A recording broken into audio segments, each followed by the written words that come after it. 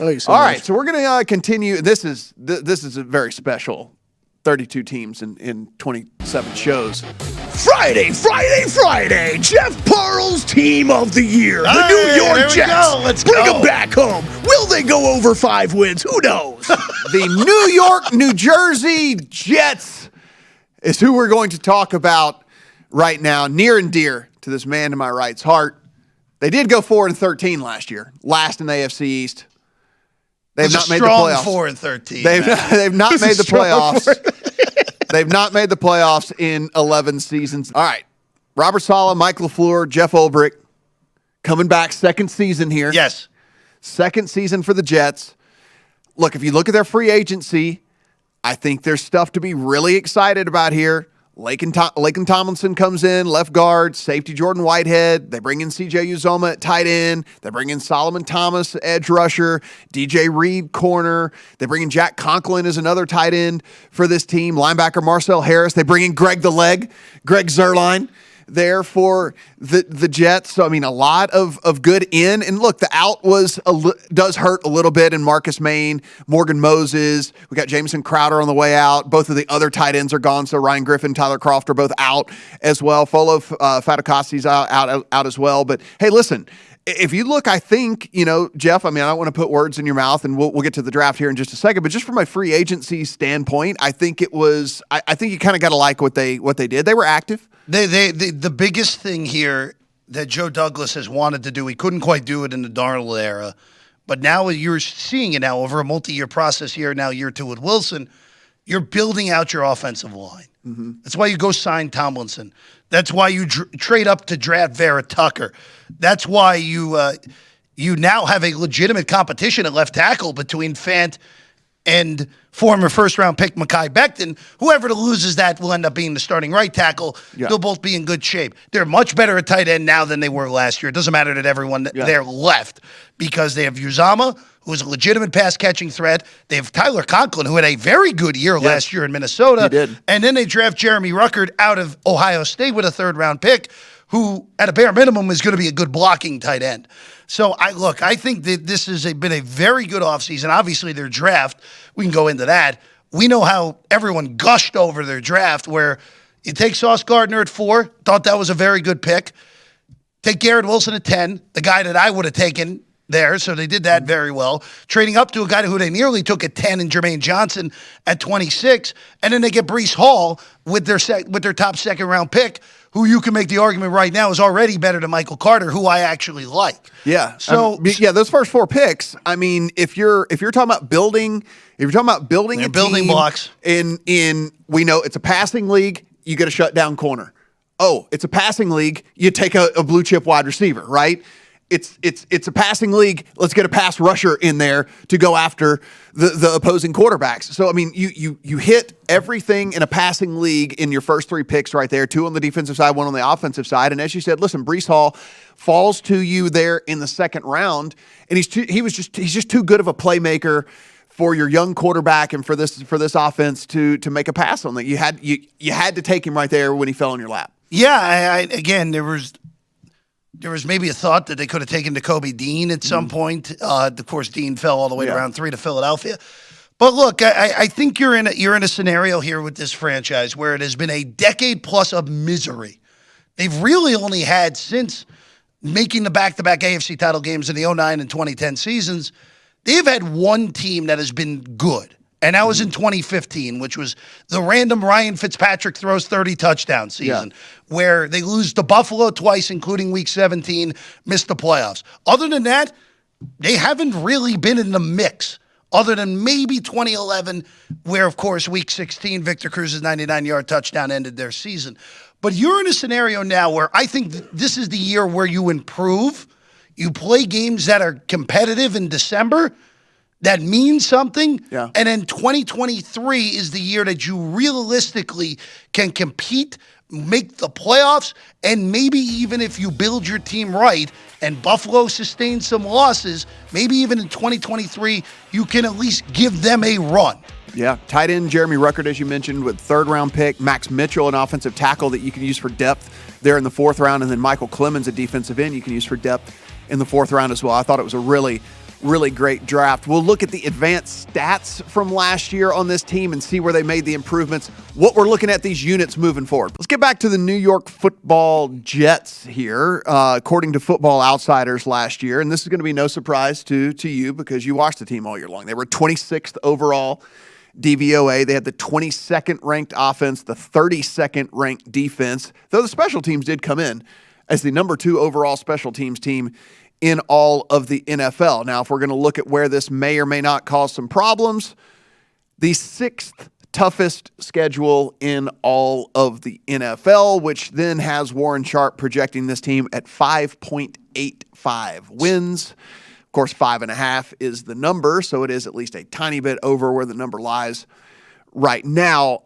If we look back, though, Jeff, I don't know if there is a ton that we pull from these numbers from last year into this year because, look, it's a rookie quarterback. It's a first-year head coach there, first-year offensive coordinator, first-year defensive coordinator.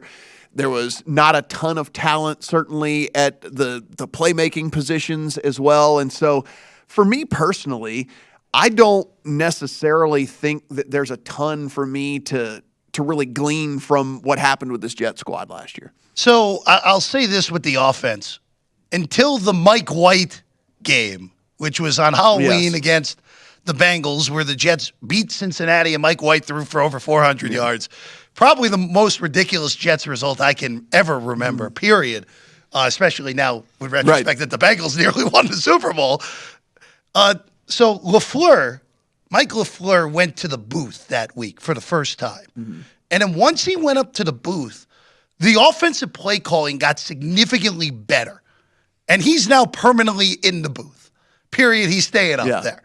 Other than Week 18 against Buffalo, where the Jets had one offensive line regular starter playing in that game, I'm pretty sure the Jets had negative passing yards in that game because Wilson just kept getting sacked.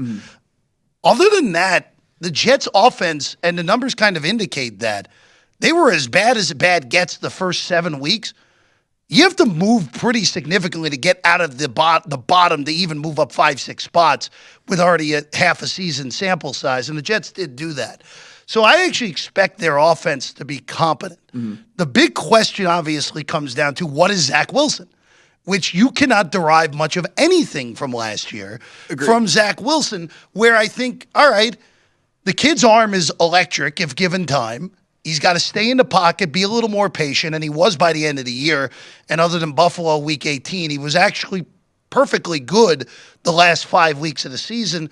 And now you're adding pieces around him. Yeah, I was going to say, so like you look at this offensive line that has a potential to be, in my personal opinion, I think this could be a top 10 offensive line. Very easily. When it's all said and done. So like you mentioned, so Becton, Tomlinson, McGovern, Vera Tucker, and Fant, I mean, that is a legitimate 5 right there. And as you mentioned, there might be a positional battle there even to see how strong this line can be. And so if you've got a young quarterback with some young playmakers and stuff like that, I mean, having a line like this is certainly a step in the right direction. I think that the upside for this line is like top 10 in the NFL. Very easily. And I think the biggest thing, too, and at the beginning of last year, they were asking Corey Davis to be their best wide receiver. Corey Davis gets hurt in the middle of the year, really had a disappointing first year there with all the money they paid him. But now you look at the way that the offense is constructed. Elijah Moore is your best wide receiver. I don't think there's any doubt of that going into the year. Now you're asking Davis to do the role that he did in Tennessee, where he's your second or third, if Garrett Wilson pans out quickly, could even be your third best pass catcher, your third best wide receiver.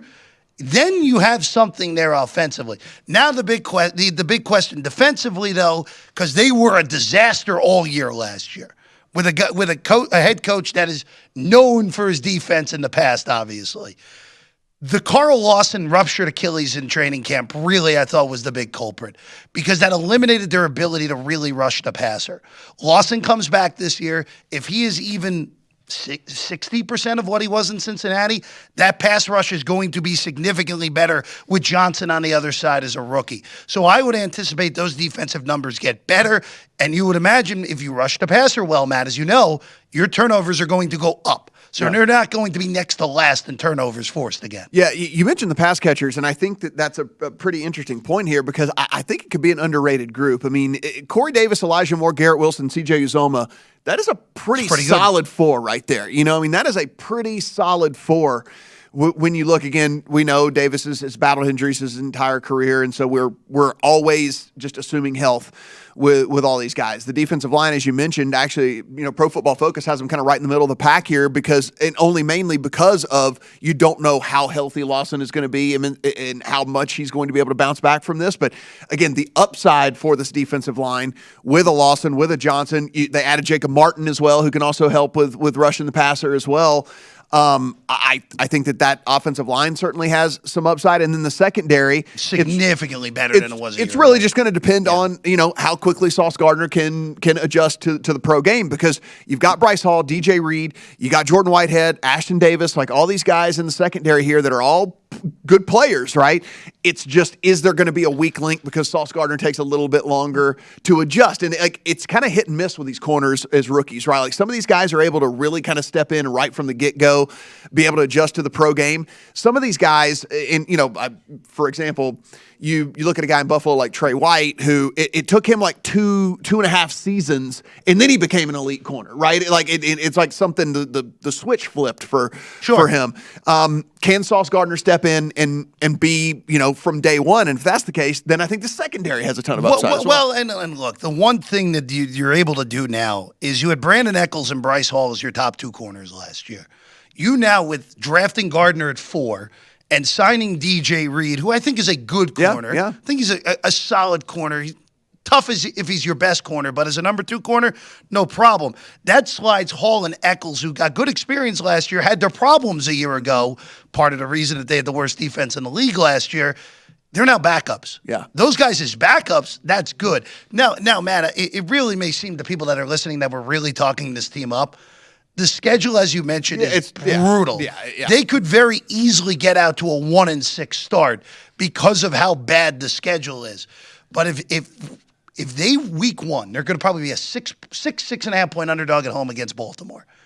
If they somehow pull the upset week 1, then you can look at this team very differently, because then all of a sudden at Cleveland with Jacoby Brissett, maybe that one's winnable. Yeah. Cincinnati, they beat last year when they were horrible at home, and then the Steelers and the Dolphins the next 2 weeks. Things could get a little crazy. I already have this team circled as an in-game over team for me, because if you look, I think they could be coming around at the right time to where I think they could win out those last 4 games. Lions, Jags, Definitely Seahawks, Dolphins. Definitely. Like, I already have this team circled as an in-season over on the win total, because look, as you mentioned, it's going to be rough. Ravens, Browns, Bengals, Dolphins early in the season. Green Bay, week 6. Green Bay, Broncos. So it's going to be early, but man, late. I think that's very, very interesting. Yeah, that number's like 5.5 right now. I'm totally with If you. that thing drops down to 4.5, 4.5, Right, something yeah. like that, or whatever, that is Get a 3.5 even. Yeah, that is an in-season over for me all day. You only might need them to get 2 wins like the rest of the season before they get down to that last stretch. Really do. So I think that's the play for me on this team anyway. Visit VSiN.com to get current odds, listen for free, find showtimes, and download VSiN sports betting podcasts.